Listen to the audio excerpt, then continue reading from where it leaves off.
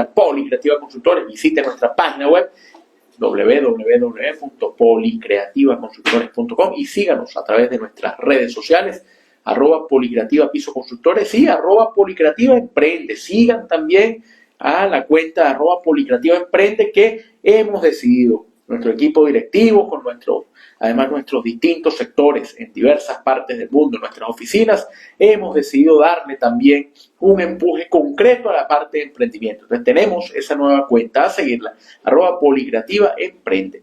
Bueno, vamos entonces a continuar. Recuerden, estamos transmitiendo a través de la página web de MDO Radio Podcast. Salimos también por las distintas aplicaciones, por el canal YouTube de la emisora, donde además los invitamos a que se suscriban, a que se afinen, activen las notificaciones. Cuestión que cuando empiece un programa, usted entonces estará con nosotros en el estudio, estará acompañándonos. También salimos a través de la cuenta Instagram de MDO Radio, @MDO Radio.net. Después el programa quedará también en la cuenta Instagram particular, mi cuenta Instagram @LuisDaniel2501 y en la cuenta Instagram de Policreativa Consultores. Y adicionalmente estamos transmitiendo a través de la cuenta TikTok de Policreativa Consultores. Está Katherine por aquí, muchos saludos para ellas. Bueno, estamos saliendo, como ya les dije, sigan las cuentas, sigan mi cuenta Instagram particular también y además suscríbanse a mi canal YouTube y a mi canal Telegram, muy sencillo, @LuisDanielAlvarezD Radio. ¿Para qué? Para que encuentren ahí todos los programas que emitimos, los escuchen, los transmitan, hagan comentarios, sugerencias, propongan temas. Bueno, vamos entonces a continuar. Hoy es un programa al que vamos a dedicar el análisis a temas puntuales. Evidentemente, feliz tarde, dice por aquí Katherine Reynoso, un abrazo para ella, para Angélica Gabriel, para Kenneth, que siempre escuchan el programa con ella, un gran abrazo. Bueno, les decía entonces que vamos a hablar del tema hondureño. Otra vez Honduras es noticia, o más bien no es noticia. Ese es el gran problema de la coyuntura hondureña, que no hay mayor información y empieza eso a crear un enorme ruido. Entonces vamos a conversar sobre ello. Vamos a hablar también de Rusia. No se queda quieto el presidente Putin y establece acercamientos y vínculos con India. Vamos a tener que hablar, pero no hablaremos de los cantantes, de las melodías, de las propuestas, sino hablaremos de los ausentes, países que no van. Ya explicaremos por qué. Y finalmente vamos a hablar de Ucrania. Vamos a conversar de la política ucraniana porque también sale a responder el presidente Zelensky. En el programa queremos hoy transmitir la idea que hay una propuesta. Rusia juega por un terreno, Ucrania por otro. Vamos a analizar. A lo mejor hay candidatos. No hay ahorita una persona que nosotros podamos decir es el ganador de la contienda hondureña. Todo lo contrario. Faltan todavía un número considerable de votos por escrutar y con una diferencia tan pequeña entre los dos abanderados es imposible hacer una proyección. Va encabezando los sondeos Papi a la orden, Nasri Asfur, el candidato del Partido Nacional. Por ahí hay algunos medios que lo titulan el candidato de Donald Trump, porque recordemos que Donald Trump dijo que a él le gustaba Nasri Asfur. Pero bueno, eso puede implicar, puede traerle plomo en el ala, mejor eso tuvo implicaciones y lo que vamos a ver y vamos a examinar es que la variable Trump puede haber empantanado el escenario electoral hondureño. ¿Por qué? Porque en primer lugar salió la gente del Libre, de Libertad y Refundación, el actual partido de gobierno, el partido de la presidenta Xiomara Castro de Celaya, que tiene, me dice la señora Yolanda Vanegas Reinales. Buenas tardes desde Bogotá, abrazo a la señora Yolanda. Bueno, calor caraqueño para Bogotá, siempre lluvioso y fría. Ayer, por cierto, asueto en Colombia por el Día de las Velitas, que fue el domingo, y ayer entonces era día libre. Entonces hoy ya la gente está trabajando y escuchando además el programa. Entonces les decía que ha aparecido la gente de Libre, de Libertad y Refundación pidiendo la nulidad de las elecciones. Lo ha hecho el expresidente Zelaya, dice que no, Mel Zelaya, que esas elecciones son totalmente nulas porque, entre otras razones, la variable Donald Trump irrumpió dentro del escenario y eso va a tener una implicación, que hay una injerencia abusiva de factores externos en los comicios. Pero ha salido también Salvador Nasralla. Logró Nasri Asfur volver a superar a Nasralla, se ubica en el primer lugar, hay una diferencia de unos 42.000 votos y ya ha dicho Salvador Nasralla que él no reconoce las elecciones porque se está cometiendo un gigantesco fraude en los comicios hondureños, que lo que allí está ocurriendo es que no le están contabilizando las actas donde él gana de manera holgada porque hay el interés de mantener por encima a Nasri Asfur porque Asfura es el candidato de Trump. Otra vez aparece Trump en el discurso. Entonces Asfura está pidiendo también que se anulen algunas mesas, que se cuente voto por voto, porque él alega haber ganado las elecciones. Bueno, complicado entonces el panorama hondureño, porque lo que priva es una enorme ingobernabilidad. Lo habíamos dicho, gane quien gane las elecciones. Lo decíamos incluso cuando Rixi Moncada parecía tener la primera opción, o parecía estar, mejor dicho, entre las tres opciones que podrían surgir en el ambiente, la posibilidad de anular los comicios, de tener que repetir algunas elecciones. Y creo que esto va a traer ruido porque va a empezar a mover el panorama. Y cuidado, una alianza circunstancial para que sea Nasrallah o sea la gente de Libre. Ahí va a privar eso porque pareciera que el enemigo a vencer es Asfura. Asfura es la figura que va encabezando los conteos, pero esos 42.000 votos con la sombra de la incertidumbre y la sombra de duda. Ya la gente de Libre, insistimos, ha pedido anular las elecciones y la gente de Nasrallah dice que todo lo que está ocurriendo es arbitrario y no hay posibilidades de que ese resultado se reconozca. Bueno, nos dice la profesora Yani Lobo, saludos y felicidades por la orden Vargas. Y efectivamente, ya eso hablaremos dentro de un ratico, lo habíamos anunciado aquí en el programa, pero bueno, al regresar podemos comentar el galardón, podemos dar también algunas notas de una semana muy activa y muy movida, pero parece que hay un caldo muy poco claro en la política hondureña. Muchas manos ponen el caldo morado, al menos el caldo, yo no sé cómo pondrán la sopa, y menos si esa sopa es de caracol. Bueno, escuchamos a Banda Blanca con esa canción que sonó mucho y que es una canción hondureña, sopa de caracol. Bueno, así está la política hondureña, parece una sopa muy poco clara y bastante espesa. Sopa de caracol, y regresamos para hablar del viaje del presidente Putin. Ya venimos. Bueno, ahora Yani Lobo nos dice que se bailó mucho en Caracas. Yo digo que en todo el continente. Fue una canción muy movida en su época y que logró que estos grupos hondureños se dieran a conocer. Es como esa canción, a veces pasa, canciones curiosas. Por ejemplo, nos decían el otro día que Nube Gris, que parece una canción venezolana, en realidad es un vals peruano. Bueno, se hacen famosas y mucha gente pierde a lo mejor la perspectiva de dónde son. Bueno, regresamos. Bueno, empezó movido el programa, pero no solo por lo informativo, sino por la música. Sopa de caracol con Banda Blanca, la canción hondureña. Muy poca gente sabe, gente que la bailó, la disfrutó, la tenía en las fiestas y no sabía. Resulta que sí, es una canción de Honduras. Bueno, vamos a continuar, nos vamos lejos, nos vamos a la India. Antes, algunos comentarios. Bueno, agradecer a la Asociación de Profesores de la Universidad Central de Venezuela. El día viernes hubo un acto, primero una ofrenda floral ante el busto del doctor José María Vargas y posteriormente un acto protocolar en el que nos fue conferido un botón de la Asociación de Profesores por antigüedad en la Universidad Central de Venezuela. Ese es el colofón, el inicio, mejor dicho, sí, ese es el prólogo más bien, quiero decir, en ese caso, el cierre de una buena semana, pero además el inicio de una serie de acontecimientos que nos llenan de un gran orgullo. El día lunes, yo les había dicho, la Universidad Central de Venezuela nos confería la orden, nos confirió, fue el día de ayer, la orden José María Vargas en su tercera clase, con condición de medalla. Bueno, yo les estoy enseñando aquí a quienes nos ven por el canal de TikTok, nos ven por el canal de YouTube, nos ven por la cuenta Instagram. Aquí está la hermosa medalla, dice la señora Yolanda Vanegas Renales. Muchas felicitaciones, gracias señora Yolanda.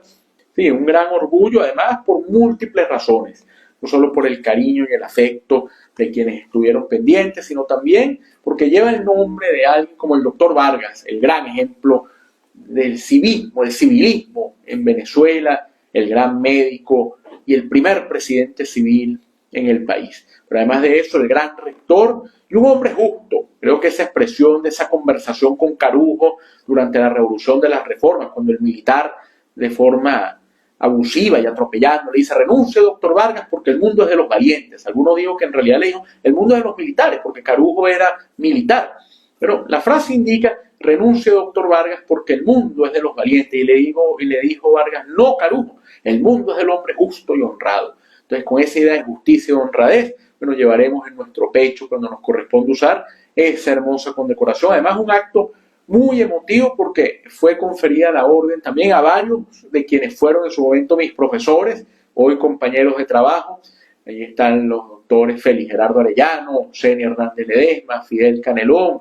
Estaba además del equipo rectoral el doctor Luis Angarita, el decano de FACES. Entonces, un episodio además muy sentido y de mucho calor y de mucha energía universitaria que hace falta. Así que quería transmitirles eso porque sé que han estado permanentemente pendientes y somos, más allá de una relación estrictamente de martes y jueves de 5 a 6 de la tarde, hora de Caracas, Venezuela, hay una vinculación entre todos en esta gran comunidad que se llama Lo que pasa en el mundo por NDO Radio Podcast. Así que bueno, vamos entonces a continuar porque llegamos a Nueva Delhi con Vladimir Putin. Visita el presidente Putin en India. Uno se ríe por múltiples razones. Pues Putin, un hombre buscado por le dice la profesora Yaniló, la Orden Vargas marca un antes y un después en su carrera, profesor, felicitaciones. Sí, porque es un compromiso, es un galardón, evidentemente, que nos llena de orgullo. Por ejemplo, el cariño de mis padres que estaban allí acompañando, lejos ahorita, pero estaban allí, de mi tía madrina que me acompañó también a recibirle, y de todos ustedes con afecto y con cariño. Pero no es solamente el galardón, sino es el compromiso por hacer las cosas bien y por aportar a esa lucha. Entonces, volviendo al tema de Rusia, les decía que a uno le da risa porque Putin es un hombre buscado por la comunidad internacional. Sin embargo, viaja donde quiere, no pasa absolutamente nada. Y visita India. Entonces no solo llega a India, donde lo recibe Narendra Modi con una alfombra roja y lo tiene con él, lo abraza, lo acompaña, sino que van y visitan el mausoleo de Mahatma Gandhi, y ahí Vladimir Putin estampó en el libro una proclama, sigue vigente. Imagínense esto, el legado de la lucha no violenta de un hombre como Mahatma Gandhi. Sí, menos mal el gobierno ruso hablando de lucha no violenta y de mecanismos de paz para poder avanzar en ciertas ideas. Yo no sé si perseguir a los adversarios como ocurrió con el caso Navalny, o llevar por delante a algunas personas, o el tema ucraniano, o lo que viene ocurriendo en Abjasia, Osetia, sea muy gandiano, vamos a usar esa expresión, sea muy reivindicativo y reivindicatorio el legado de Mahatma Gandhi. Pero ahí estuvo Vladimir Putin. Ahora, ¿qué es lo relevante de esta visita? El eje que se está creando. Otra vez Donald Trump, el gran propagandista. Dice, bueno, ¿y por qué Luis Daniel Álvarez tiene que meter a Donald Trump en la ecuación? ¿Por qué tiene que nombrarlo? Porque el que ha facilitado que todos estos procesos arranquen ha sido el presidente estadounidense. La actitud repelente del presidente estadounidense, por ejemplo, hacia los países de la región, en América Latina, ha propiciado que se fortalezca el escenario chino.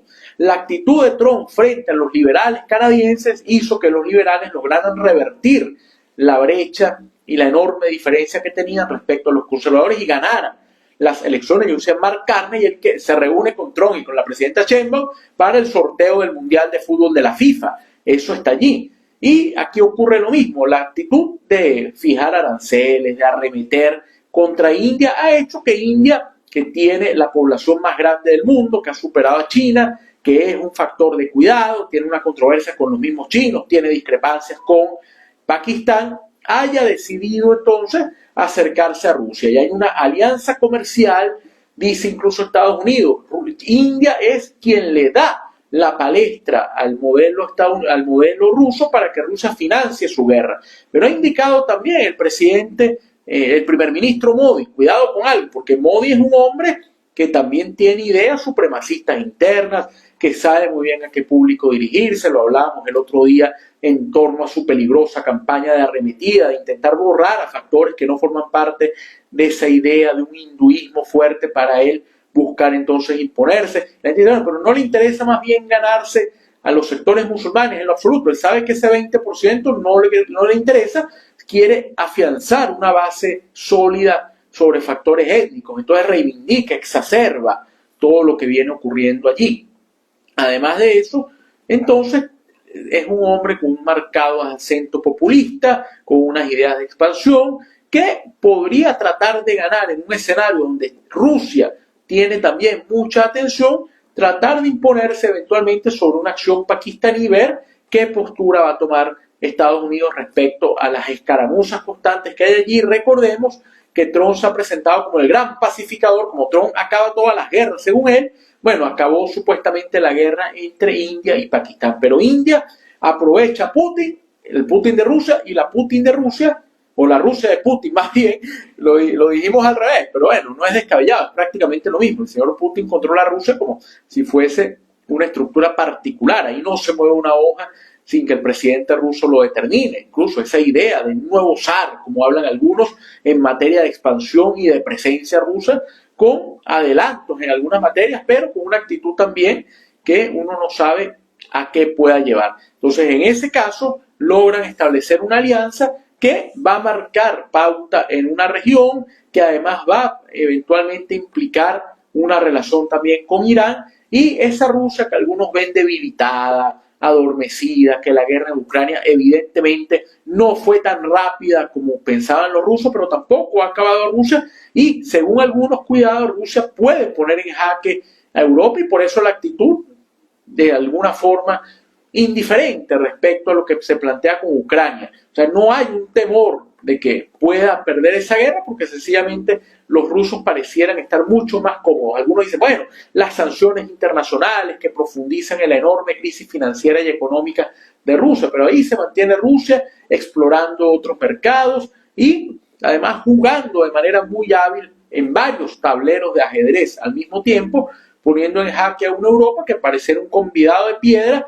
porque vive unas coyunturas internas bastante endebles y además de eso tiene una relación donde Estados Unidos ni siquiera la toma en consideración en cualquier plan que afecte a la región, sea Gaza, sea el Medio Oriente, sea Rusia y Ucrania, o sea el Extremo Oriente incluso. Entonces, eso lo sabe el gobierno ruso y este acercamiento con India es fundamental. Exploración de mercados y de intercambio, acercamiento además para convertir a Rusia en un factor preponderante. Ya de hecho hay una relación. El tema BRICS permite explorar y a eso pareciera que le están apostando estos modelos. Aquí no hay ideología, aquí hay negocios de manera abierta y directa que son los que van a terminar marcando pauta frente a un mundo que mira que Rusia no se desgasta y que India trata también de posicionarse. Los rusos hábilmente juegan al mismo tiempo con India y juegan también con China. E India juega al mismo tiempo con China y juega también juega con Rusia y juega con Estados Unidos. Así que bueno, así se termina moviendo. Y cuando tiene que acercarse a China, se acerca. O es que no se acuerdan de aquel abrazo que se dieron en China hace un tiempo Putin, Xi Jinping y Narendra Modi. Bueno, ahí puede quedar eso. Vamos a escuchar algo de música rusa, a Tatiana Kurkova con Odnovo y venimos para hablar de tema musical. Vamos a hablar de Eurovisión 2026. Ya regresamos. Odnovo, Tatiana Kurkova, la cantante rusa. Y lo que le decíamos a quienes nos siguen a través de las distintas plataformas del canal YouTube de Endio Radio Podcast, del canal, la cuenta Instagram, @EndioRadioNet, del canal TikTok de Policreativa Consultores, donde estamos transmitiendo. Mientras sonaba un nuevo, les narrábamos que la música rusa se expande porque se expande Rusia. Esa idea de haber encasillado, Putin queda circunscrito a Rusia, no le quedará más remedio que viajar a Uzbekistán, a Kazajstán, a Tayikistán, Turkmenistán. ¿Por qué? Porque se va a quedar en los istanes, en esas exrepúblicas soviéticas. De ahí no saldrá. Bueno, ya viajó a Mongolia signatario del sistema penal internacional, ha debido detenerlo y no lo detuvo. Y ahora viaja a India. Pero bueno, pronto lo veremos a lo mejor visitando a lo mejor Hungría o visitando algún país latinoamericano y no pasa absolutamente nada. Entonces les decíamos que probablemente la estrategia que se está siguiendo con Rusia no es la adecuada porque Rusia sigue como si nada, desgastada, con problemas internamente, a lo mejor con un resquebrajamiento producto de la guerra, pero ahí vemos a Putin haciendo lo que sabe hacer, política y diplomacia y viajando. Me queda esa idea retumba de Putin diciendo que qué valor tiene el ideal de Mahatma Gandhi a favor de la lucha pacífica, de la no violencia. Bueno, uno no sabe si lo hizo por protocolo o lo hizo de manera irónica, ¿verdad? Complicado. Bueno, nos vamos para España, pero antes, poniéndole música además, pero antes hacemos publicidad. Estamos llegando a ustedes por cortesía del equipo de Policreativa Consultores. Determinen lo que le falta a ti, emprendedor, que tienes una propuesta, que tienes un producto, que tienes un insumo, que tienes claro lo que quieres ofrecer, pero no consigues posicionarlo, algo te falta y ese algo te ayuda a identificarlo el equipo de Policreativa Consultores.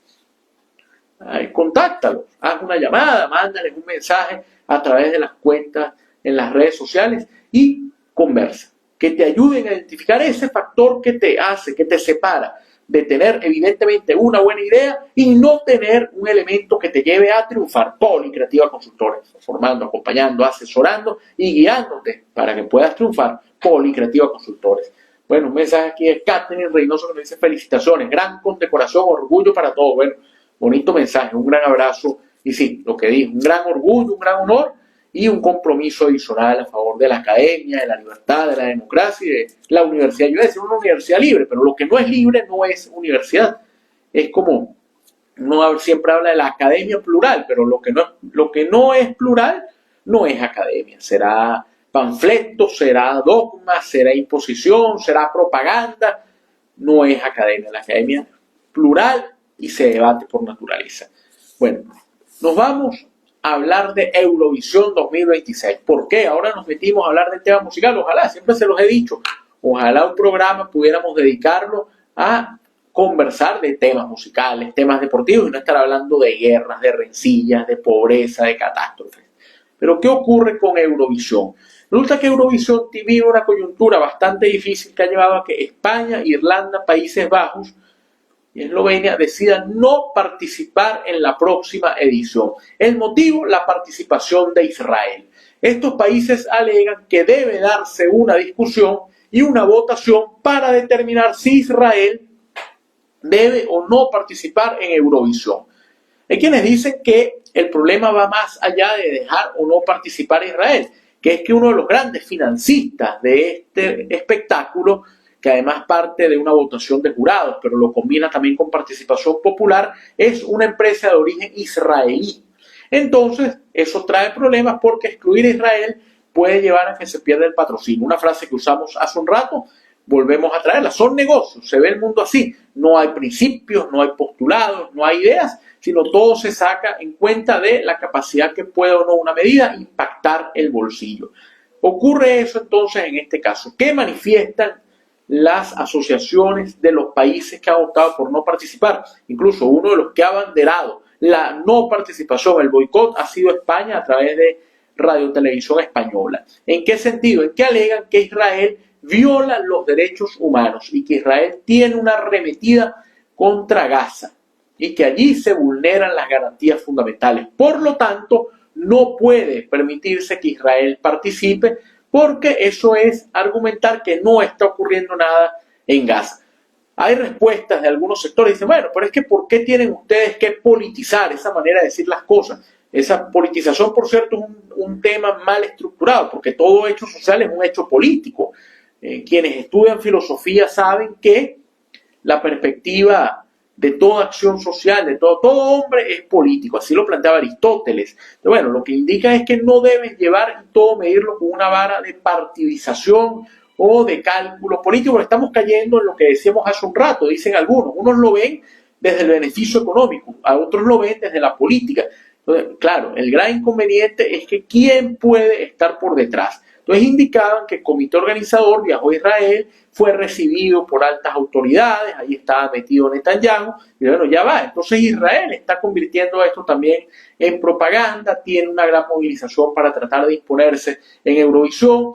Otros dicen las canciones no deben tener vinculación con elementos de índole ideológico. Y la canción que usó Israel, alegan algunos, una de las competencias, la competencia anterior se llamó 7 de octubre. El 7 de octubre fue esa fecha, hay que decirlo de manera directa, en la que Hamás atentó y masacró a un grupo de personas en Israel. Eso hay que indicarlo, no decirlo es cerrar los ojos ante una masacre y una catástrofe. Pero esta gente dice, mira, estás diciendo que no puedes llevar elementos ideológicos, que no puedes usar algunos insumos para tratar de parcializar, y tu canción usa un elemento que está vinculado a la realidad social. Yo creo que ahí sí es exagerar. El 7 de octubre marcó no al pueblo de Israel, cuidado, marcó a la humanidad. A mí esas imágenes de jóvenes que eran vejadas, de niños que eran secuestrados, de personas de avanzada edad que eran también arrancados de manera salvaje por un grupo de ampones y criminales, evidentemente tiene que crearme repudio. No importa que sean ciudadanos de Israel, que sean ciudadanos de Palestina, que sean ciudadanos de Yemen, donde se viola un derecho humano, tiene que haber una condena. Por eso a mí no me gusta la postura del gobierno argentino, que dice, es que ustedes exageran, dice Milei, dice la señora Villarroel, dice la señora Pato Bullrich, ustedes dicen que hubo 30.000 muertos en la dictadura, no, nada más fueron 4.000, así sea uno, es una tragedia. Entonces esa forma de minimizar. Entonces usted puede condenar evidentemente lo que pasó en Israel, pero también tiene que condenar lo que está pasando en Gaza, donde la persecución a un grupo terrorista como Hamas no puede llevarse por el medio a más del 90-95% de las personas que viven allí, que son como ustedes y nosotros, que lo que quieren es vivir en paz y no tener la zozobra de que un misil de Hamas o un misil en respuesta de Israel les vaya a destruir el apartamento o la casita en la que viven. Pero aquí está ocurriendo eso.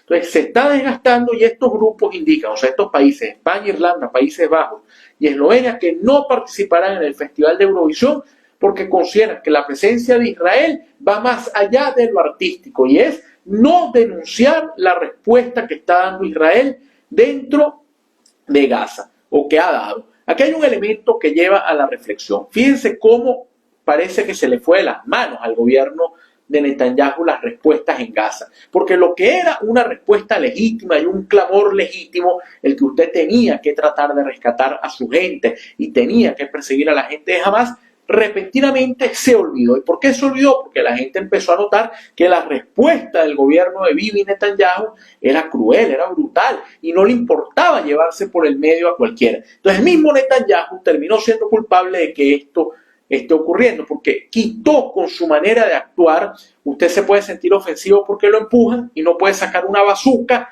a arremeter contra el que lo está empujando, porque ya la gente no dirá, mira, es que lo empujó, y que a usted lo empujen es una falta de respeto. Por eso usted saca una bazuca y lo asesina, eso por supuesto es evidentemente condenable. Aquí está pasando lo mismo. Entonces fíjense cómo la discusión ha mutado y eso puede dejar muy mal parado a Eurovisión, porque sobre todo en España es un programa, es un concurso que tiene millones de personas que están conectadas y eso genera publicidad, genera insumos de manera directa o indirecta. Entonces da de qué hablar el caso de Eurovisión, porque habría que ver si estos países van a organizar una actividad paralela, de qué manera va a haber una respuesta, qué va a ocurrir, y está allí entonces colocado en un debate, porque es una postura además del gobierno español a través de Radio Televisión Española, que ha tratado también de agarrar la oposición, nos están quitando las distracciones, el gobierno de España fija postura a favor del terrorismo, lo cual es una manera también muy torpe de ver este fenómeno. Aquí no se están levantando banderas a favor de Hamas,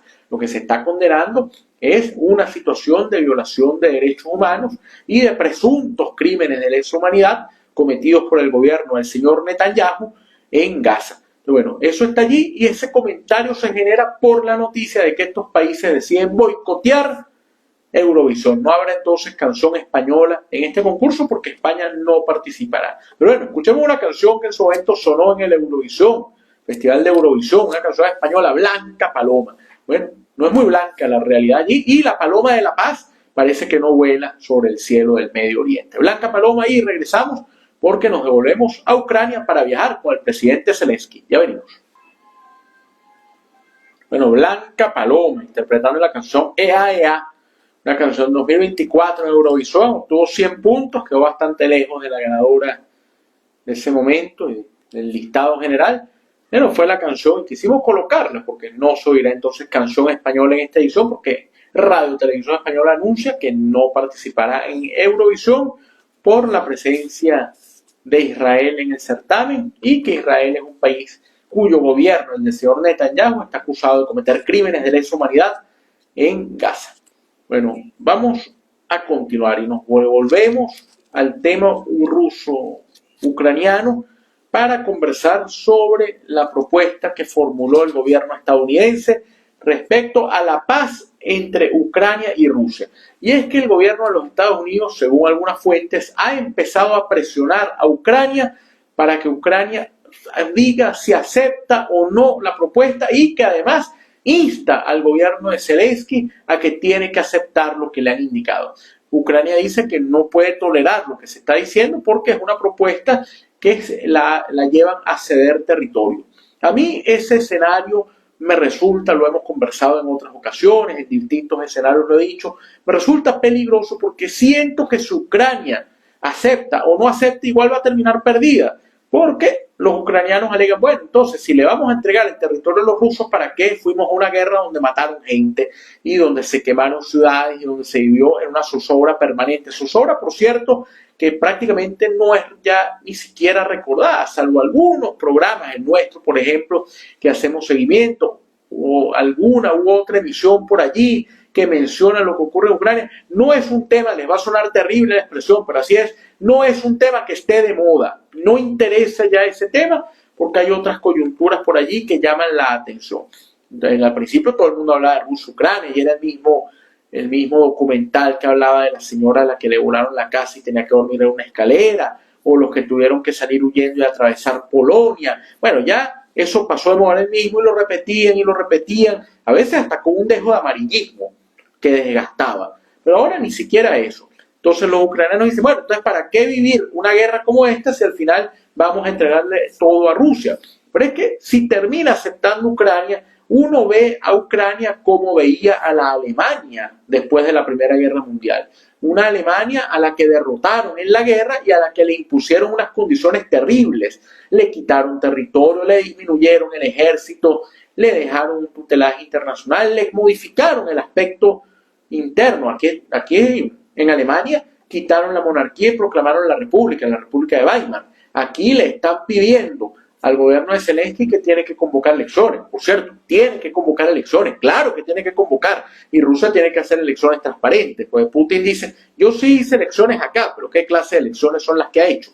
Pero en todo caso, claro que tiene Ucrania que hacer elecciones, pero no porque el acuerdo mande hacer elecciones, sino porque tiene que haber una voluntad política que lleve a ello. Entonces uno siente que si se llega a dar ese escenario, va a terminar Rusia, o va a terminar Ucrania en este caso, totalmente desmoralizada. Y ahí sí podría venir un factor nacionalista extremo a tratar de exacerbar todo ese pesar, esa tristeza, esa derrota, esa sensación de que los habían pisoteado, como llegó Hitler en Alemania a tratar de imponer y a jugar con todas esas variables para imponer un sistema terrible como fue el nacionalsocialismo. Entonces ahí podría estar ocurriendo entonces un efecto similar. Sin embargo, Ucrania ha dicho que no va a aceptar la propuesta de paz del gobierno estadounidense, que hay cosas que en todo caso habría que negociar. Rusia ha sido enfática en decir que podría tolerar algunas cosas, evidentemente, porque sale muy bien parada, llegando al colmo además de que le dan territorios que ni siquiera ocupa. O sea, esto es peor aún, no los ocupó en la guerra y se los van a adjudicar. Y entonces Ucrania ha decidido más bien tratar de reivindicar al modelo europeo. Hay giras por distintos lugares, Zelensky con acercamientos con el gobierno italiano, por ejemplo, con alguna vinculación también con Francia. Hemos visto muy activo al presidente Macron tratando incluso de concretar una mediación a través de China.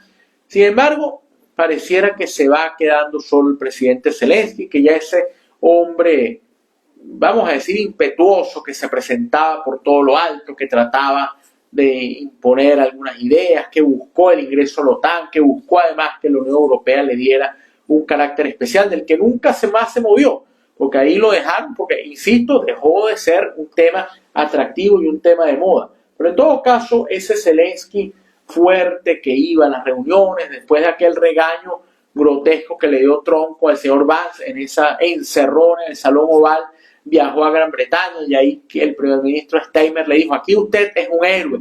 Y fuera de la casa del primer ministro, número 10 de Downing Street, se escuchaban aplausos. Eso es para usted, le decía el primer ministro. Parece que eso ha quedado ya en lo lejano.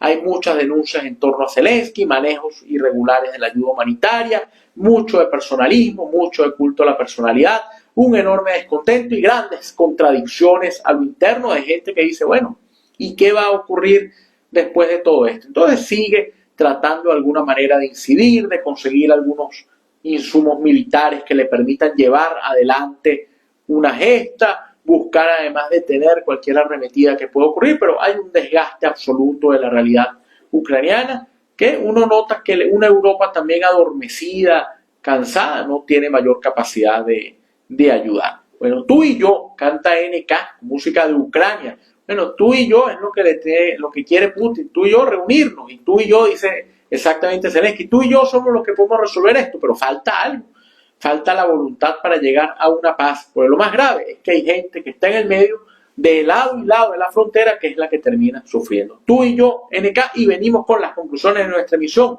de la tarde de hoy, 9 de diciembre.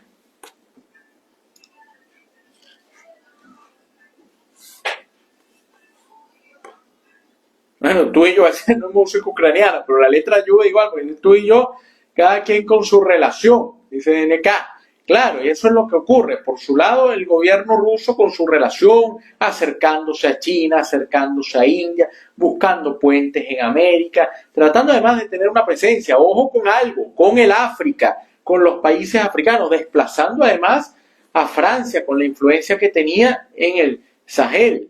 Esa idea de una Francia que uno ha criticado mucho, la Francia de la igualdad, la fraternidad, la libertad, pero no puede haber un tirano eterno en África porque allá van a parar los presidentes franceses a rendirle pleitesía porque hay recursos. Claro, más allá de la libertad, la igualdad y la fraternidad, dicen los franceses, estará el dinero.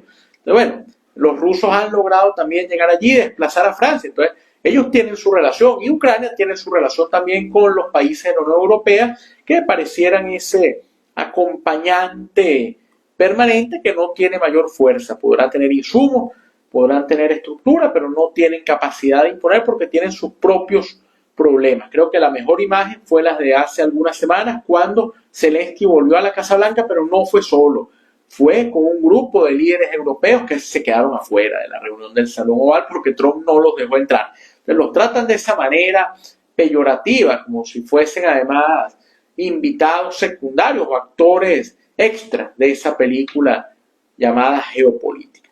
Bueno, complicado entonces el panorama, por su lado Ucrania, por su lado Rusia, un presidente ruso que trata de afianzar la vinculación con India, India saca cuentas, además de un Modi que quiere seguir posicionando una forma de actuar, es un personaje que tiene además la capacidad de manejar el país con más población en el mundo. Y Ucrania tratando de acercarse a Europa. Bueno, fueron dos de los temas. Hablamos también de la influencia de la geopolítica dentro del entramado cultural y cómo algunos países, fundamentalmente España, que es el que viene abanderando esta discusión, han decidido boicotear Eurovisión 2026 porque en Eurovisión participa Israel y ellos dicen que no puede haber presencia de un país donde se violan los derechos humanos y donde hay crímenes de lesa humanidad por parte de su gobierno. Vamos a ver cuál es el impacto que hay en Eurovisión, porque puede ser una trampa de dos vías. Si el boicot sale fuerte, tendrá Eurovisión que buscar la manera de ver cómo hace que estos países retornen, pero puede ser que no baje la cobertura. Entonces, estos países tendrán entonces que ver si regresan o si se van por su lado y crean otra actividad. Y hablamos también, con eso empezamos nuestro programa de la tarde de hoy aquí en Lo que pasa en el mundo por NTV Radio Podcast de hoy, 9 de diciembre de 2025, con la coyuntura hondureña, donde Nasri Asfura, papi a la orden, el candidato del Partido Nacional, o como dicen algunos, el candidato de Donald Trump, que llamó a votar por él, encabezaría los sondeos, encabezaría en este caso el conteo con 42.000 votos de ventaja sobre Salvador Nasralla, ahora del Partido Liberal, quien dice no reconocer los resultados porque a su juicio se comete un enorme fraude en su contra, y también con la denuncia del Partido Libertad y Refundación Libre, que alega que las elecciones tienen que ser anuladas porque además de manipulaciones abiertas, hubo una injerencia extranjera por parte del gobierno de los Estados Unidos de América.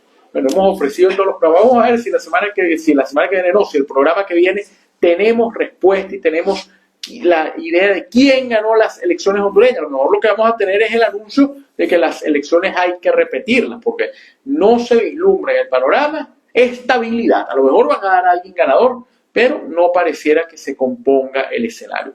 Bueno, hacemos publicidad, recordamos que Lo que pasa en el mundo por NTV Radio Podcast llegó a ustedes por cortesía del equipo de Policreativa Consultores. Reflexiones, vean lo que les falta, lo que los separa de tener una buena idea a tener una idea de éxito y de avance, que los haga surgir y los haga triunfar. Para más información, visiten nuestra página web y hagan algo. Sigan nuestras redes sociales, pendientes de las iniciativas, de nuestras cuentas, de la nueva cuenta TikTok de @Policreativa Emprende, de la cuenta TikTok tradicional, de la cuenta en Instagram de Policreativa Consultores. Nos escriben y el equipo de Policreativa Consultores se pondrá en contacto con ustedes para ayudarlos a que le den forma a esa idea magnífica que tienen, pero que no saben cómo vender. Policreativa Consultores. La señora Yolanda dice, excelente programa. Un gran abrazo a la señora Yolanda, que siempre está pendiente. Bueno, nosotros nos vamos entonces recordando que en la dirección de la emisora, además está en los controles en la tarde de hoy, y atento a toda la transmisión por los distintos medios que tenemos, está Miguel de Oliveira. Y quien tuvo el inmenso honor, el enorme placer de hablar para ustedes, como todos los martes y jueves de 5 a 6 de la tarde, hora de Caracas, Venezuela, Luis Daniel Álvarez, certificado de locución 39202. Dice la profesora Yani Lobo, saludos profesor, muchas gracias por el programa. Saludo también a la comunidad de la Escuela de Estudios Internacionales de la Universidad Central de Venezuela, que hoy tuvo el acto con motivo del 77º, los primeros 77 años de la escuela. Participamos allí, gracias además por el reconocimiento y la mención que hicieron de nosotros por la orden José María Vargas. Y bueno, nos vamos, Dios mediante, nos vemos aquí, nos encontramos en Lo que pasa en el mundo por NTV Radio Podcast el próximo jueves a las 5 de la tarde, hora de Caracas, Venezuela. Un gran abrazo y atentos a la programación de NTV Radio. Saludos a todos.